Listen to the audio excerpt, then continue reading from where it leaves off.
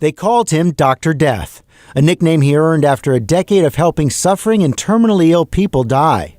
The first in 1990, a woman with Alzheimer's who died in what Kevorkian dubbed his suicide machine.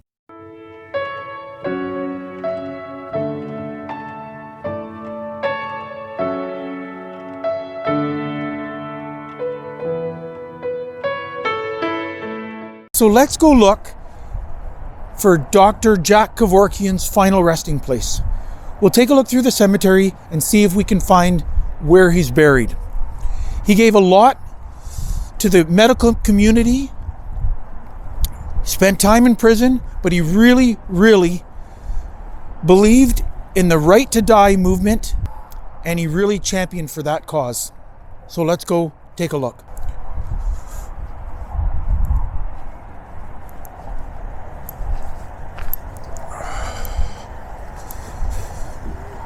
This is the final resting place of Jack Kevorkian, Dr. Jack Kevorkian, Dr. Death. He died in 2011. Now, some of the memorable dates or the notable dates I'll go through, and I'll tell you as I want to show his apartment as well. But he was born May 26, 1928. And he really championed the right to die and physician-assisted. He was born very close to here in Pontiac, Michigan.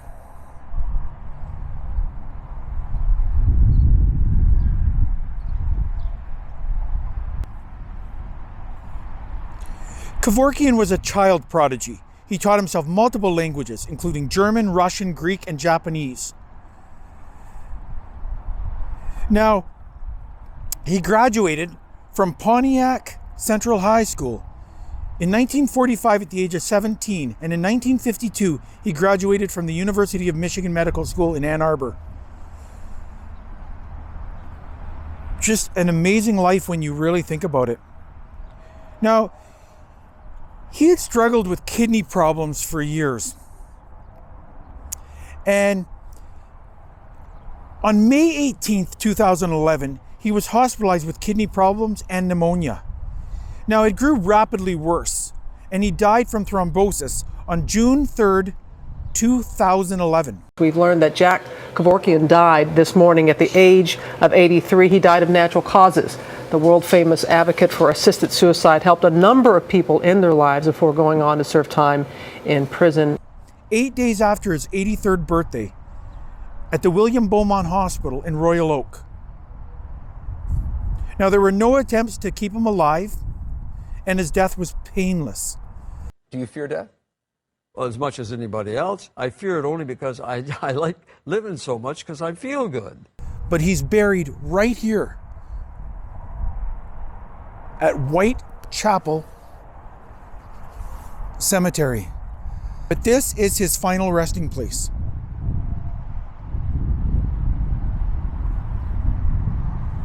Alrighty guys, I'm glad I got to show you the final resting place of Jack Kevorkian. Dr. Jack Kevorkian, beloved brother and uncle, 1928 to 2011. He sacrificed himself for everyone's rights, and he really championed the right to die in the assisted movement, the assisted suicide movement. He really championed that. He went to prison because of it. He lived not far from here in an apartment for many years, but this is the final resting place of Dr. Jack Kevorkian, Dr. Death. And it says Jack Kevorkian, MD, beloved brother and uncle, 1928 to 2011. He sacrificed himself for everyone's rights, and he really did. He was a champion of the right to die movement, and this is where he lies. And right beside him is Margaret Kevorkian Janis, beloved mother and sister, 1926 to 1994. But there's Dr. Jack Kevorkian, Dr. Death, right here.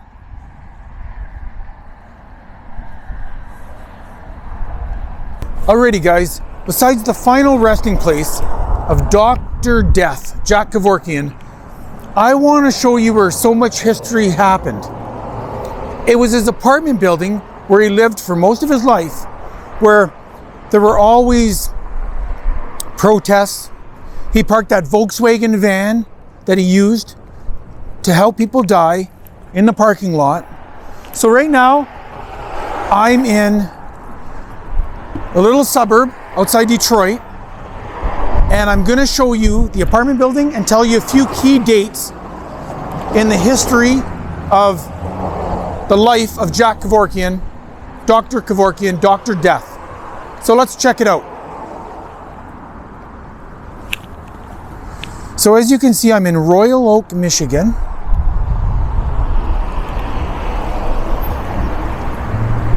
We're just on a main street. And right across from the apartment building is the courthouse and the police station. But it's this I wanted to show you. Right here. That apartment building right there. Now, if we were to walk around in the parking lot, it's private property, so I don't want to do that. But if we were to walk around, you could see Dr. Kevorkian's door where he lived. It's number 17. It was apartment number 17. But this parking lot right there was where he would park that Volkswagen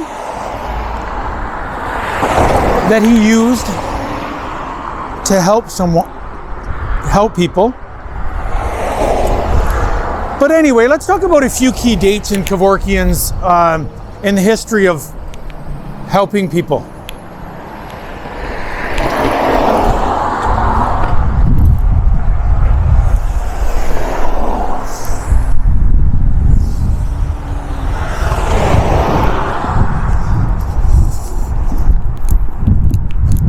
Here's the apartment building right here on this main street. Right here in Royal Oak. But this is the apartment building right here. Why in a van? I couldn't find a place. I tried nursing homes, churches. You didn't want to do it at your clinics. apartment? No, because the police would raid the apartment, clean it out. And I didn't want to involve anybody else in it, like the landlord. So let's talk about a few key dates anyway. Now, on June 4th, 1990, well, actually, let's go back. Let's go back a little bit. Kevorkian started counseling people on the right to die in approximately 1987. But it was June 4th, 1990, when he actually helped and assisted. So let's talk about it. And we'll talk about some key dates. Now, June 4th, 1990, Kevorkian is present at the death of Janet Adkins. First. Janet Adkins was the first. And that was in a van? In a van. She's a 54-year-old Portland, Oregon woman with Alzheimer's.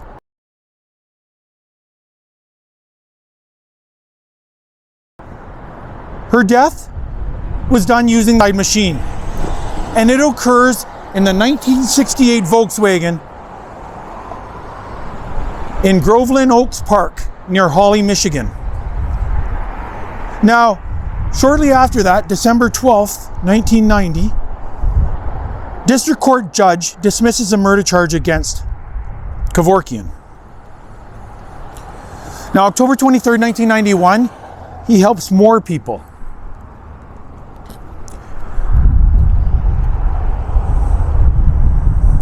Now, the interesting date was June 26, 1995, and this is one that I had a hard time finding a location for. He opens a clinic in Springfield Township, Michigan. Now, Erica Garcelano, a 60-year-old Kansas City woman with ALS, was his first client, and he helps her in that building. Now, shortly after, the landlord kicks him out of the building.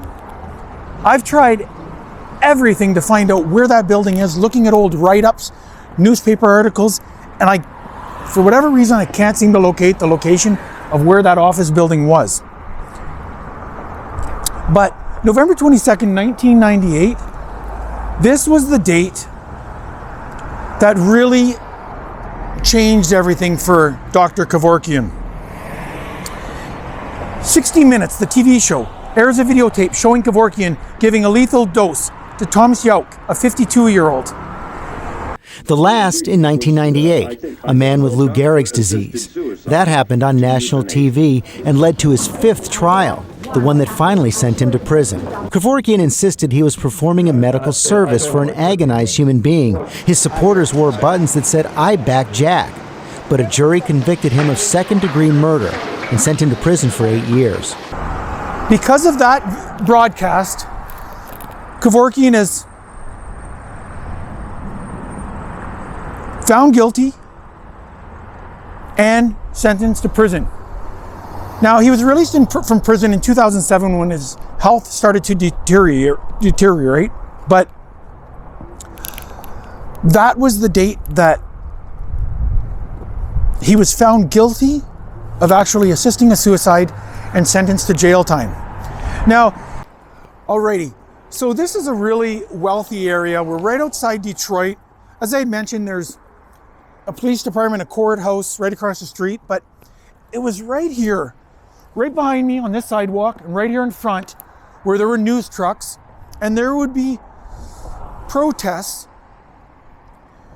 against Dr. Kevorkian and the right to die, but there would be protests right here in front of this building, because this was his longtime building.